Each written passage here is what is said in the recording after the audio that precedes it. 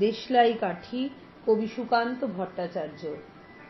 আমি একটা ছোট্ট দেশলাইয়ের কাঠি, এত নগণ্য হয়তো চোখেও পড়ি না, তবু যেন মুখে আমার উসখুস করছে বারুদ, বুকে আমার জ্বলে উঠবার দুরন্ত উচ্ছ্বাস।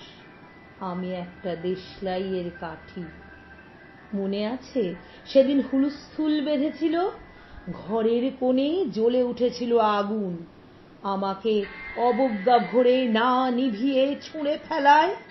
কত ঘরকে দিয়েছি পুড়িয়ে, কত প্রাসাদকে করেছি ধূলিসাৎ, আমি একাই ছোট্ট একটা দেশলাই কাঠি। এমনি বহু নগর, বহু রাজ্যকে দিতে পারি ছাড়খাড় করে, তবুও অবজ্ঞা করবে আমাদের। মনে নেই এই সেদিন আমরা সবাই জ্বলে উঠেছিলাম একই বাক্সে, চমকে উঠেছিলে, আমরা শুনেছিলাম তোমাদের বিবর্ণ মুখের আর্তনাদ।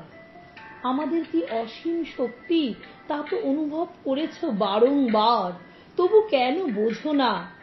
আমরা বন্দী থাকবো না তোমাদের পকেটে পকেটে, আমরা বেরিয়ে পড়ব, আমরা ছড়িয়ে পড়ব শহরে গঞ্জে গ্রামে, দিগন্ত থেকে দিগন্তে।